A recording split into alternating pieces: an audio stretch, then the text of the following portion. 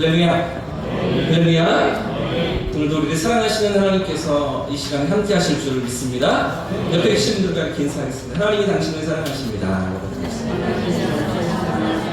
한번더 고백하십니다. 하나님이 당신과 함께 하십니다. 고백하겠습니다. 하나님이 당신과 함께 하십니다. 네. 여러분, 전 세계 미술사에서 가장 위대한 미술가라고 하면 누가 떠오르십니까? 오늘날까지도 수많은 사람들에게 영감을 주는 가장 위대한 미술가, 이탈리아의 조각가, 건축가, 화가, 시인이었던 한 사람이 조각도 하고 그림도 그리고 건축도 하고 뭐 시도 쓰고, 누가 떠오르십니까? 미켈란젤로죠. 미켈란젤로 이런 사람인데요. 사진을 보시면 얼굴은 뭐 저보다 조금 못생긴 것 같아요. 미켈란젤로가 여러 천재적인 그런 재능을 발휘하고 유산을 우리에게 남겨놓았지요. 여러분, 미켈란젤로가 만든 어떤 작품이 기억이 나십니까? 성경 인물들 중에 다윗이죠. 다비드상이 있습니다. 다비드상. 맨몸으로 그 물맷돌을 들고서 골리앗을 상대하기 위해 나아가는 그 다윗의 모습을 이렇게 그린 조각한 그런 다비드상인데요. 무려 높이가 5m입니다. 실제로 보시면 어마어마하게 커요. 저는 이 원본을 보지 못하고 이걸 그 복제해서 똑같은 모습, 똑같은 크기로 세워놓은 광장에 서 있는 그 모습을 보았는데 엄청 대단하게 만들어져 있어요. 세워져 있어요. 위압감의 정도로 저렇게 크게 만들어 놓았는데요. 여러분 보시죠. 그 피부 하나하나, 갈비뼈 하나하나, 배꼽까지 너무나 정교하게 만들어져 있는 그런 모습들을 보이지 않으십니까? 이게 미켈란젤로 제품입니다. 또 어떤 작품이 있습니까? 로마 바티칸 성당의 천지창조. 예, 우리 교회도 좀 그려놓으면 좋을 것 같은데. 천지창조. 창조로부터 예수님 승천까지, 예수님의 생애가 다 담겨 있고, 이 천정면만 아니라 이 벽면까지 다 이렇게 그려놓은 천지창조. 이것도 미켈란젤로가 그린 사진이 이렇죠. 가서 보시면 어디다 눈을 둬야 할지 볼 수가 없습니다. 이 사진은요, 사실은 제가 찍은 게 아니고 들어가면 못 찍게요. 플래시 때문에 이제 그림이 상한다고 찍지 못하게 하는데, 예전에 누가 찍어놓은 것들을 제가 찾아다가 이렇게 올려놓았는데요. 와, 이 장면은 진짜 예수님의 생애 하나하나를 자세히 보여주기도 하고요. 성경 구약의 역사를 다 담아내기도 하고요. 뼈대를 다 추려서 우리에게 보여주고 있는 그런 천지창조의 그림을 미켈란젤로가 남겨놓았습니다. 그런가 하면 이 베드로 성당 자체를 설계한 것도 미켈란젤로였다고 합니다. 보이십니까? 이게 베드로 성당 그 상공에서 이 바티칸 시내, 로마 시내를 바라보는 그런 풍경인데요. 저 가운데 사람들 보이세요? 안 보이세요? 저 가운데 그 개미만큼 조그만한 게 사람입니다. 규모도 어마어마하고요. 엄청 커다랗게 지어놨을 뿐 아니라 너무나 정교하게, 너무나 섬세하게, 완벽한 어떤 구도를 가지고서 이 베드로 성당을 설계한 게 미켈란젤로였다고 하는데요. 여러분, 뿐만 아니라 오늘 말씀드리려고 하는 것은 그의 작품들 가운데서도 최고봉은 이 모습입니다. 피에타상. 피에타라고 들어보셨습니까? 피에타라는 말은 라틴어로 비통이라는 뜻이에요. 비통. 보시는 것처럼 예수님께서 운명하시고 그 시신을 어머니 마리아가 안고서 슬퍼하는 모습을 조각하는 작품이 이 피에타상인데요. 그 전에도 여러 조각가들이 이 피에타상을 만들었습니다. 여러 명이 이 피에타상을 만들었는데, 그런데 미켈란젤로가 이걸 만들고 나서는 더 이상은 누가 만들지를 못해요. 너무나 완벽하게, 너무나 아름답게, 너무나 섬세하게 만들어 놨기 때문에 처음에 이 아름다운 조각을 보고서 로마 시민들이 난리가 났었다고 합니다.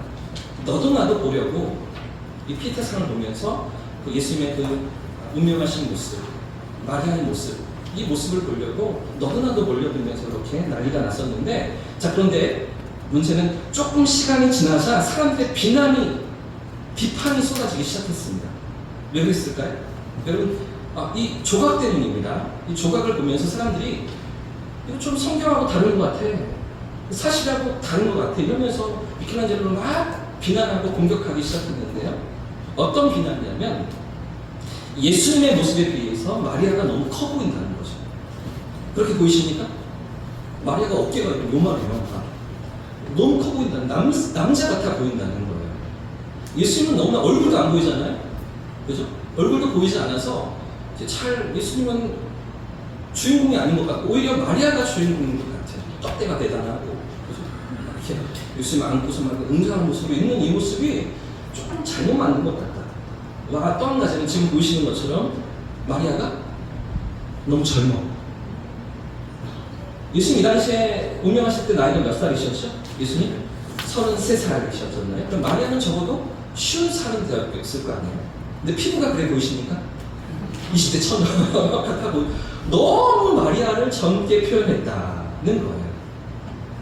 그래서 사람들은 생각하기를 이 피에타상의 주인공이 예수님이셔야 하는데, 근데 왜 마리아가 주인공이냐? 왜 마리아에게 포커스를 맞춰두었냐? 마리아가 더 눈에 띄인다. 이러면서 미켈란젤로를 공격하고 이거 잘못 만든 것 같아. 막 이렇게 비난하기 시작했는데, 자, 그런데 이런 비난에 대해서 미켈란젤로가 뭐라고 대답을 했냐면 이렇게 말했습니다. 이 조각은 하나님께 바치는 것이니 인간의 시선으로 평가하지 말라. 이렇게 말했다는 거죠. 이 조각은 하나님께 바치는 것이니 너희들의 시선으로 나를 평가하지 마. 이 조각품을 너희가 판단하지 마. 이렇게 한마디를 남기고서 더 이상은 대꾸를 안 했다는 거예요. 근데 오랜 시간 동안 미켈란젤로의 이 말이 무슨 말인지 이해가 안 됐다는 거예요. 무슨 뜻인지 다 깨달아지지 않았다는 거죠. 그런데 오랜 시간이 지나서 사람들은 비로소 미켈란젤로의 이 말을 이해하게 됩니다. 어떤 뜻이었을까요? 이것 때문이에요. 위에서 내려다보는 모습이에요. 하늘에서 사진을 찍었는데 이 작품을 바라보았는데 여기는 마리아는 온데간데 없는 거죠. 누구만 보이십니까? 예수님만 보이는 거예요. 그러니까 밑에서 바라보았을 때는 마리아가 주인공인 것 같은데 하늘에서 바라보았을 때는 예수님이 주인공이신 거죠. 예수님의 얼굴도 그대로 드러납니다. 여러분, 이 작품이 1.7m 정도 되는 사람 키만큼 되는 높이의 작품이거든요. 그리고 더군다나 2m 단상에 세워놓았습니다. 그러니까 조금 이렇게 우러러 보게 되는 그런 조각상인데 정면에서 볼 때에는 마리아밖에 보이지 않는 것 같은 거죠. 그러니까 관점을 바꾸어서 위에서 내려다보니까 누가 보여요? 예수님이 보이는 거예요. 위에서 보니까 처음 마리아는 주인공이 아니고 예수님이 주인공이신 것을 우리가 보게 된다는 건 아니겠습니까? 여러분, 오늘 본문 말씀을 통해서도 우리가 관점이라는 것을 생각해 보려고 하는데, 퍼스펙티브, 시선이라는 것을 생각해 보려고 합니다. 정면에서 바라보았더니 마리아인 것 같은데 하늘에서 바라보았더니 예수님이시더라는 거죠. 어떤 관점으로 바라보는가, 어떤 입장에서 바라보는가, 어떤 자리에서 시선을 갖는가 하는 것을 우리 사도행전 13장에서 우리가 생각해 보려고 하는 것입니다. 지난 주일까지 우리는 바울과 바나바가 안디옥 교회의 파송을 받고 1차 전도 여행이 본격적으로 시작되는 모습을 확인해 보았죠. 그런 가운데 이제 사역의 중심점이 누구에서 누구로 옮겨집니까?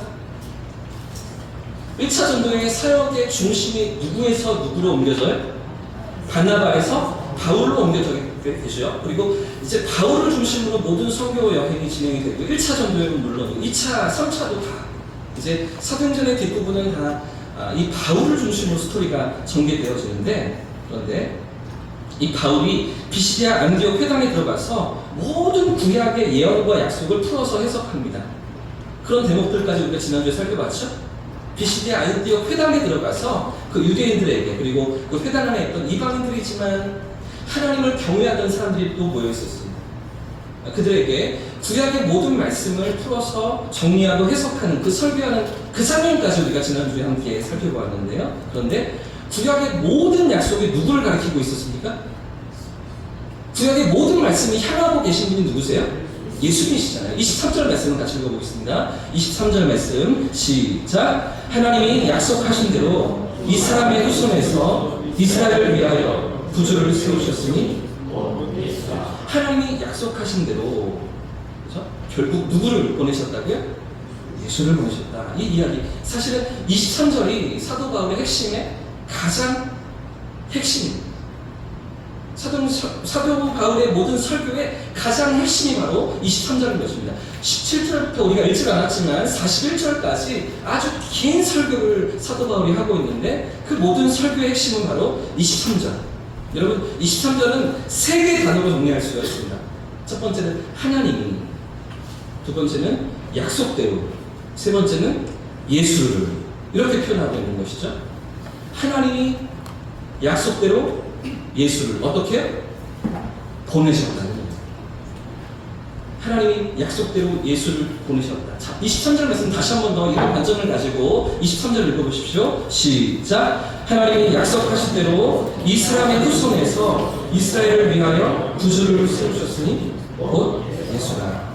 그러니까 지금 23절 말씀은 바울이 하고 싶은 모든 설교의 가장 하이라이트예요. 하고 싶었던 이야기가 바로 23절이에요. 하나님이 약속대로입니다. 구약의 모든 약속대로 이 사람 가운데서, 이 사람이 누구예요? 다윗입니다. 다윗의 후손으로 그 약속을 이루셨으니 그분은 바로 예수 그리스도이시다. 이 메시지를 전하고 있는 것이죠. 그래서 23절 말씀을 중심으로 앞부분은 구약의 역사를 가리킵니다. 하나님께서 아브라함을 부르시고 출애굽을 시키시며 광야 40년을 인도하시고 약속의 땅 가나안으로 들어가게 하시면서 그 약속의 땅에서 왕을 주시고 내 마음에 합한 자라고 하셨던 다윗 임금을 세우시면서 그 모든 구약의 이스라엘 백성들의 삶을 인도해 오셨다. 그리고 당신의 약속을 끊임없이 주셨다. 그 모든 일들을 17절부터 22절까지 구약의 역사를 바울이 설명하고 있고요. 자, 23절 말씀은 그래서 하나님이 약속대로 예수를 보내셨다라고 선포하고 24절은요. 무엇을 얘기할까요? 자, 24절 말씀을 같이 읽어보겠습니다. 시작. 그가 오시기 전에 앞서 요한이 먼저 회개했으리를 이스라엘 모든 백성에게. 여러분 24절이 누구를 얘기하고 있습니까? 세례 요한을 얘기하고 있죠. 세례 요한. 그러니까 신약 시대로 넘어가는 거예요.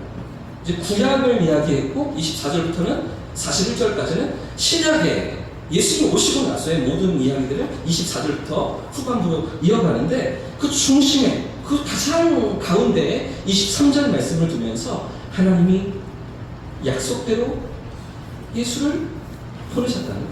여러분 그래서 구약이 옛날 약속이에요. 예수를 보내신다는 약속. 신약은 무엇입니까? 새로운 약속이에요. 예수를 보내고 나서의 또다시 주신 약속이에요. 그를 믿는 자마다 멸망치 않고 영생을 얻는다는 새로운 약속이 신약인 것이죠. 그래서 구약, 옛날 약속과 신약, 새로운 약속이 합쳐져서 하나님의 약속. 우리를 향하신, 우리를 구원하시기 위한 하나님의 약속이 성경을 통해 주어지고 있는 것 아니겠습니까? 여러분 보십시오. 이와 같은 하나님의 모든 약속과 선택을 통해 주신 예언이 이루어져서 예수님께서 이 땅에 오셨는데, 그런데 그 예수님을 사람들이 어떻게 대했습니까?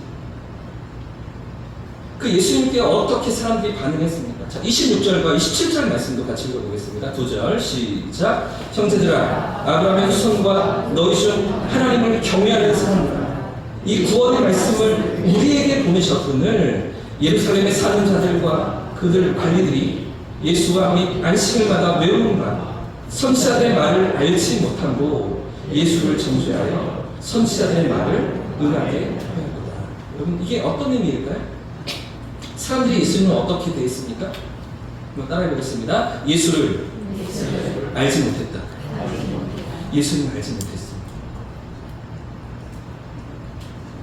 유대인들은, 이스라엘 백성들은 그렇게 말씀을 가까이 하고 구약의 율법과 예언과 약속을 다 가지고 있었음에도 불구하고 그 말씀 속에 담겨있는 하나님의 뜻, 그 약속 가운데 담겨있는 하나님의 계획이신 예수님을 알지 못했다는 것이죠. 여러분 그들은 안식일마다 말씀을 배우는 사람들이었습니다.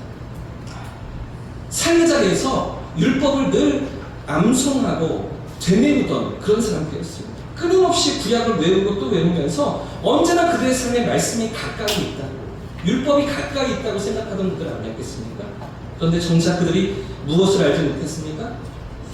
그 말씀에 담겨있는 예수님을 알지 못했다는 것이죠. 그 말씀을 주신 하나님의 계획, 하나님의 마음을 전혀 이해하지 못했다는 것이죠. 방금 읽었던 26절과 27절이 그 내용입니다. 하나님이 이 구원의 말씀을 우리에게 보내셨다는 것이죠. 약속대로 때가 되어서 예수 그리스도 독생자를 내어주셨는데도 불구하고 그럼에도 예루살렘에 살던 자들과 그 관리들이 그분을 알아보지 못하고 어떻게 되었습니까? 예수님을 정죄했죠. 죄인으로 지목했습니다. 죄인으로 판명했습니다. 판결을 내렸습니다. 그리고 십자가에 못 박았던 것인데요. 그런데 여러분, 문제는 왜 유대인들이, 왜 이스라엘 백성들이 예수님을 알아보지 못했을까요? 그렇게 말씀을 가까이 하는데, 말씀을 그렇게 외우는데 왜 예수님을 알아보지 못했던 것입니까? 왜 구약의 모든 예언이, 구약의 수많은 말씀들이 다 예수님을 향하고 있는데 그런데도 왜 그들은 이것을 깨닫지 못하고 이해하지 못했던 것입니까? 그들의 인간적인 수준에서 말씀을 바라보았기 때문에, 자신들의 입장에서 마치 밑에서 피에타산을 바라보는 것처럼 내 입장에서 하나님의 말씀을, 내 상황에서 하나님의 말씀을, 내 자리에서 하나님을 생각하면서 하나님을 판단하고 하나님을 평가하고 내가 믿고 싶은 대로 하나님을 생각했기 때문인 것이죠. 여러분, 이것이 가진 신앙적인 문제가 있습니다. 그들이 생각하기에 율법을 잘 지키면, 하나님의 명령을 잘 지키면 그러면 하나님의 기준에 이를 거라고 생각했던 것이죠. 그게 하나님의 뜻이라고 생각했던 겁니다. 사실은 그게 아닌데, 하나님의 관점에서는 그것이 아니었는데 자기의 입장에서 율법을 잘 지키고 선하게 살고 착하게 살고 선행을 조금 베풀고 남들보다 낫게 살면 그러면 하나님 나를 기뻐하시고 나에게 은혜를 베푸실 거라고 생각했던 건 아니겠습니까? 하지만 여러분, 그들이 가진 신앙적인 문제가 있습니다. 모든 사람이 다 죄 가운데 있다는 것이죠. 모든 인생은 다 죄로 물들여서 타락하고 범죄하여서 아무리 선을 행하려고 해도 선을 행할 수가 없다는 것입니다. 선한 결과를 나타낼 수가 없다는 것입니다. 로마서 3장 말씀이 이렇게 우리를 고발하고 있잖아요. 모든 사람이 죄를 범하였음에 하나님의 영광에 이룰 수가 없는 것입니다. 여러분 보십시오. 모든 사람입니다.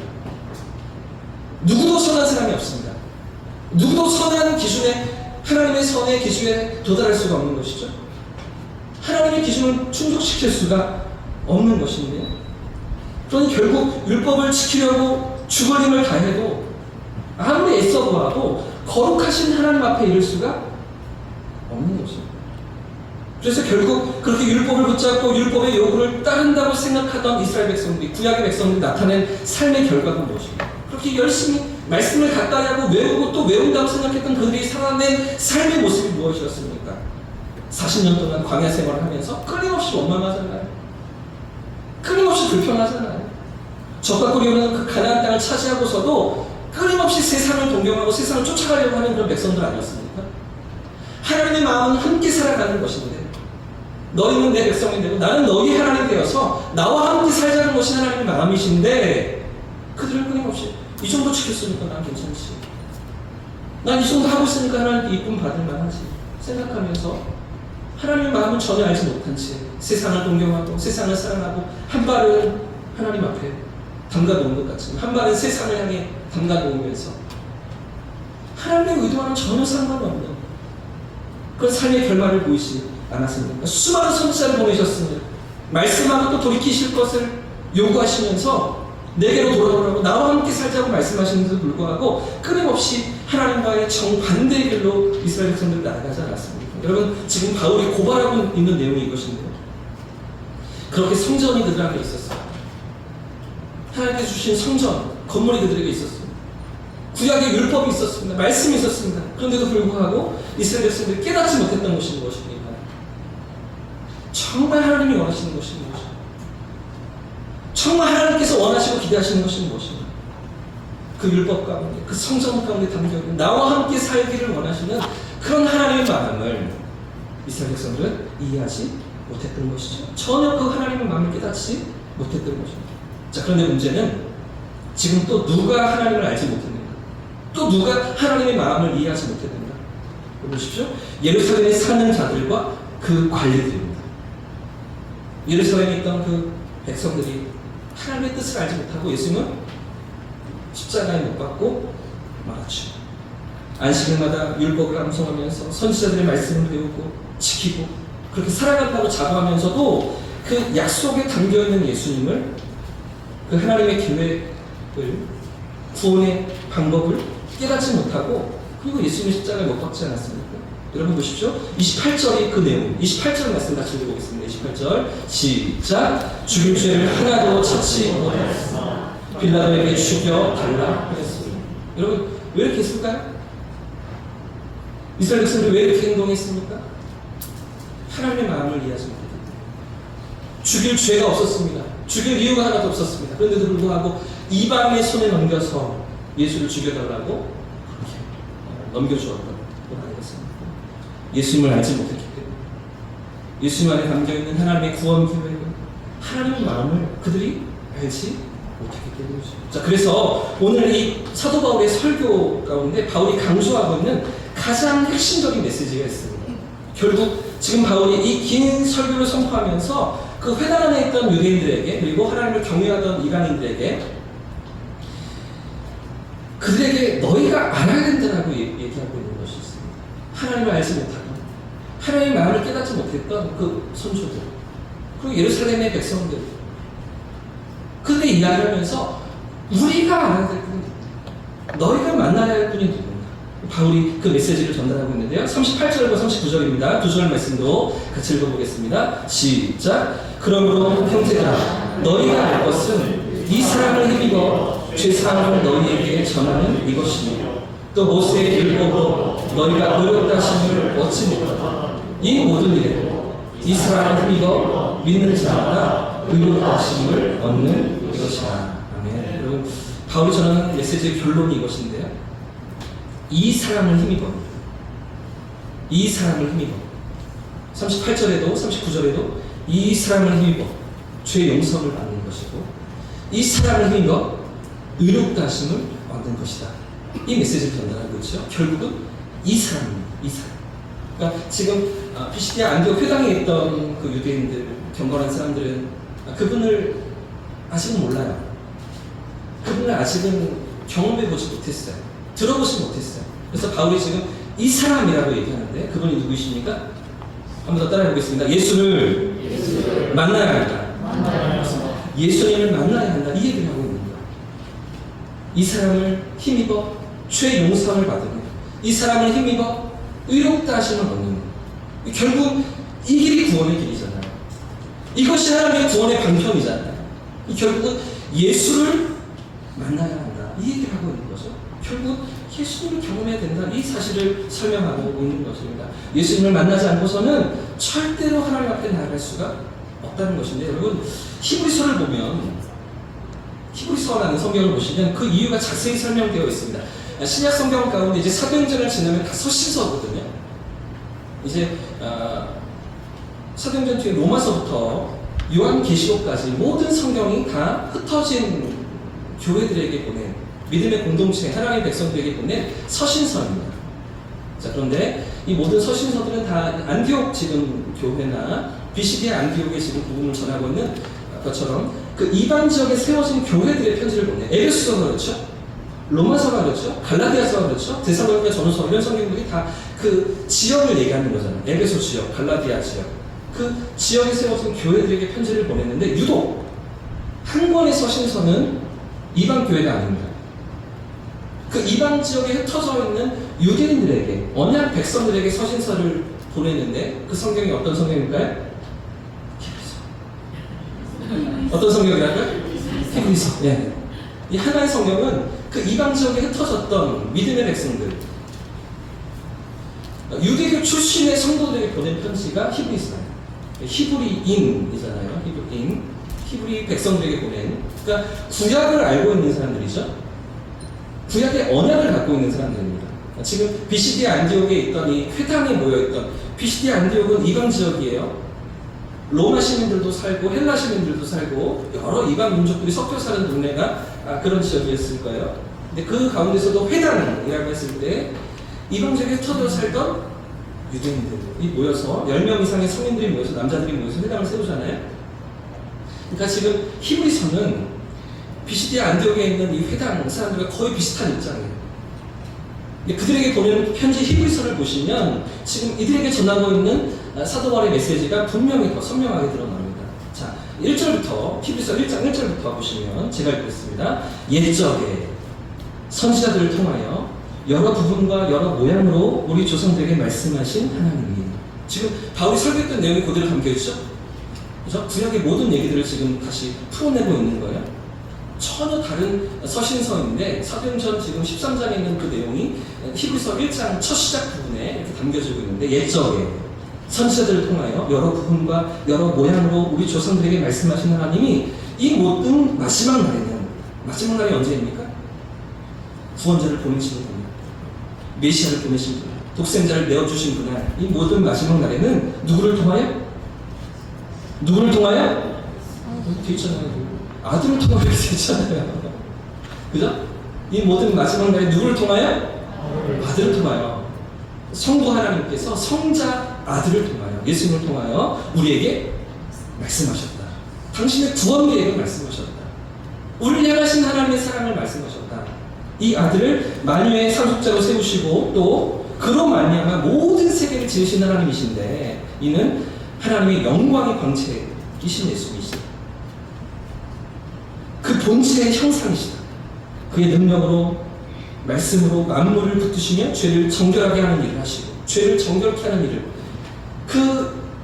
이 사람을 힘입어 죄 용서함을 받는 것, 그죠? 똑같이 나와있죠? 죄를 정결하게 하는 일을 이분을 통해서 하시고, 높은 곳에 계신 지극히 크신 이의 우편에 앉으셨습니다. 누구를 말하고 있는 거예요? 예수님 말하고 있는 거죠. 여러분, 지금 히브리서의 가장 첫 부분입니다. 흩어져 있는 이스라엘 백성들을 향해서 보내고 있는 편지의 가장 첫 시작절이에요. 어떻게 시작하고 있어요? 옛적에 선지자를 통하여, 예언자를 통하여 말씀하신 하나님에게. 여러분, 편지라니까요.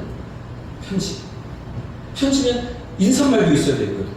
안부도 물어야 하고요. 사랑하는 누구에게 이렇게 해야 될 것 같은데, 뭐부터 얘기하고 있어요? 얼마나 급했으면, 얼마나 다급했으면 그런 얘기들 다 생략하고 당장에 해야 될 이야기, 그죠? 하고 싶은 이야기, 마음이 뜨거운 그 이야기를 기다리지 못하고 그것부터 쓰고 있는데, 누구 이야기를 하고 있습니까? 예수님 이야기를 하고 있는 거예요. 너희가 그토록 기다리고 우리가 그토록 사모했던 구원자가 바로 이 예수님이시다. 이 예수님이 하나님의 구원의 방법이었다는 것을 설명하기 위해서 펜을 들고 지금 히브리서 이 서신서를 쓰고 있는 거 아니겠습니까? 옛날에, 옛적에 선지자를 통하여 여러 부분과 여러 모양으로 말씀하셨던 하나님이 이 모든 마지막 날에 예수님을 통하여서 하나님의 마음을 드러내셨다는 것이죠. 하나님의 구원 계획을 나타내 보이셨다는 것입니다. 여러분, 다시 오늘 본문으로 돌아가서 사도행전 13장 38절 39절 아까 읽었던 말씀을 보십시오. 자, 그러므로 비시디아 안디옥 회당에 있던 유대인들과 하나님을 찾던 경건한 이방인들이 만나야 될 분이 누구라고 지금 바울이 설교하고 있는 것입니까? 너희가 진정 누구를 만나고 누구를 경험해야 된다고 얘기하고 있습니까? 예수님이십니다. 바로 이 예수님으로 말미암아서 우리의 죄가 용서받는 것이죠. 구약의 선조들이, 그 믿음의 언약 백성이라고 고백했던 그 사람들이 율법을 붙들고 율법을 지킴으로써 죄 용서를 받는다고 생각했던 그것이 아니라, 인간적인 관점이 아니라 하나님의 구원의 방법, 하나님의 관점으로 주신 그 방법, 이 사람을 통해서, 이 사람을 힘입어 죄 용서를 받는 것이라고, 이 사람을 통해서 의롭게 함을 얻는 것이라고 바울이 설교하고 있는 것입니다. 사랑하는 여러분, 지금 바울이 선포하는 내용이 결국 이것인데요. 결국 우리가 누구를 만나야 합니까? 결국 우리 인생에 진정 필요하신 분이 누구십니까? 하나님께서 보내신 예수 그리스도이십니다. 여러분, 오늘 말씀이 우리에게 무엇을 도전하고 있을까요? 사도행전 13장 오늘 본문이 우리에게 무엇을 가르쳐주고 있습니까? 과연 우리는 예수님을 만났는가 하는 거죠. 사랑하는 여러분, 여러분은 예수님을 만나셨습니까? 그 예수님을 만나고 그 예수님을 경험하면서 살아가고 계십니까? 이 모든 마지막 날에 구원의 길로 우리에게 내어주신 예수 그리스도, 하나님의 아들을, 그분은 나의 구원자이시고 나의 영원한 생명이심을 여러분은 경험하며 맛보며 누리며 살아가고 계십니까? 여러분, 종교생활과 신앙생활의 차이가 있습니다. 상당히 많은 분들이 종교생활과 신앙생활을 구분하지 못합니다. 있는데, 여러분, 종교 생활은요, 내가 믿고 싶은 대로 믿는 겁니다. 내가 생각하는 대로 교회 생활을 하는 거죠. 적당히 교회의 요구를 따릅니다. 하지만 그 안에 영적인 변화는 일어나지 않습니다. 여러분, 하지만 신앙생활은 어떻습니까? 신앙생활은 살아계신 주님을 만나는 거죠. 내 삶 가운데 오늘도 살아계신 역사하시는 그 주님을 만나는 것을 신앙생활이라고 하는 거죠. 그 주님을 만나면서 내 삶의 변화가 일어납니다. 이전과 다른 내 모습으로 살아갑니다. 하나님의 말씀이 나를 붙드시기 때문에 예수님께서 내 삶 가운데 일하시고 나를 붙드시며 인도해 가시기 때문에. 사랑하는 여러분, 여러분 종교 생활을 하고 계십니까? 신앙 생활을 하고 계십니까? 내 삶 가운데 예수님을 만나고 계십니까? 살아계신 주님을 경험하고 계십니까? 여러분, 제가 20대 청년 시절에 아주 탐독하면서 읽었던 필립 얀시라는 목사님의 책들이 있습니다. 모태신앙이었던 제게 있어서 21살이었나? 누군가 저에게 2권의 책을 선물해 주셨는데요. 그 책이 다 필립 얀시 목사님의 책들이에요. 지금도 너무나 많은 영향을 끼치는 복음주의의 아주 저명한 그런 목사님이신데, 그때 받았던 책이 이런 책들입니다. 놀라운 하나님의 은혜, 내가 알지 못했던 예수. 이런 책들을 저에게 2권 선물해 줘서 이 책이 지금 제 책꽂이에 꽂혀 있는데요. 모태신앙으로 20년 동안 교회를 다니면서 예수님 이런 분이실 거야, 하나님 이런 분이실 거야 생각했던 제 생각을 완전히 바꿔놓았던 2권의 책입니다. 여러분, 주일학교 때부터 교회를 다니셨던 분들은 하나님을 어떤 분이라고 생각하세요? 어떤 분이라고 계속 우리가 배워오고 그렇게 익혀오셨습니까? 주일학교 때 저는 배우기를 하나님은 잠도 주무시지 않고 우리를 보고 계신다고 이렇게 배웠잖아요. 그죠? 그러니까 잠도 주무시지 않고 우리를 다 보고 계시는데 우리가 죄를 지으면 어떻게 됩니까? 하나님 앞에서 죄를 지으면 지옥에 가는 거잖아요. 벌을 받는 거잖아요. 그렇게 배웠어요, 저는. 예배 시간에 떠들면 하나님께 벌 받는다고 이렇게 배웠어요. 그러니까 하나님을 늘 두려운 분으로, 하나님을 늘 이렇게 책망하시고 꾸짖는 분으로, 엄하신 분으로 이렇게 생각하면서 그때까지 제가 자라고 있었더라고요. 무의식 중에. 근데 이 2권의 책을 보면서 제가 완전히 제 머리가 뒤통수를 얻어맞는 것처럼 그렇게 달라지는 것들을 경험하게 되었는데요. 이 저자는요, 필립 얀시라는 목사님은 하나님이 그런 분이 아니라는 것이죠. 예수님이 그런 분이 아니라는 것입니다. 오히려 우리가 죄 짓는 인생이라는 것을 다 아시면서도, 연약해서 넘어지고 실패하고 실수하는 인생이라는 것을 다 아시면서도, 하나님 뜻대로 살지 못할 때가 많이 있다는 것을 다 아시면서도 우리를 먼저 찾아와 주신 분이시라고, 먼저 우리를 사랑해 주신 분이시라고 그렇게 가르쳐주고 있어요. 그러면서 여러 가지 예들을 들면서 내가 잘나서 하나님 앞에 사랑받는 것이 아니라 그분이 먼저 사랑하셨기 때문에 우리가 사랑을 받는 거라고 그렇게 설명하고 있는 것이죠. 저는 그때 완전히 눈이 새롭게 열렸습니다. 신앙생활이라는 게 뭔지 그제서야 깨닫기 시작했던 것 같아요. 그저 어머니 아버지가 교회를 가라고 등 떠미니까, 안 가면 혼나니까, 어린 시절 다니기 시작했던 습관이 되어있던 종교생활이 하나님이 누구신지, 예수님이 누구신지, 어떤 분이신지를 보게 되는 그런 관점의 변화가 그때부터, 20대 청년 때부터 시작됐던 것 같습니다. 그래서 여러분, 결국 우리 신앙은 주님을 내가 경험하고 있는가, 살아계신 주님을 오늘도 내가 만나고 있는가로 결정지어집니다. 여러분, 종교생활 하고 싶으십니까? 신앙생활을 하고 싶으십니까? 여러분, 어떤 삶의 자리에 살고 싶어 하십니까? 어떤 삶이 우리의 삶에 진정 필요한 것입니까? 적당히 내가 원하는 대로 필요할 때만 교회를 찾고 예배 자리에 나오고, 그렇지 않으면 나 혼자 살아갈 수 있는 그런 종교 생활을 원하십니까? 아니면 하나님 앞에 살아계신 하나님 앞에서의 신앙생활을 원하십니까? 오늘 결론은 이 2권의 책을 여러분께 추천해드리면서 마무리하려고 합니다. 이제 독서의 계절입니다. 가을입니다. 이 9월에 20년 정도 된 책이에요. 오래된 책인데요. 이 책을 찾아보시고 하나님의 은혜가 무엇인지, 내가 좀 오해하고 있고 잘못 생각했던 하나님이 어떤 분이신지, 예수님은 어떤 모습이신지를 알아가고 또 배워가는 그런 가을이 되시기를 예수님으로 축복합니다. 바쁜 일상이실 거예요.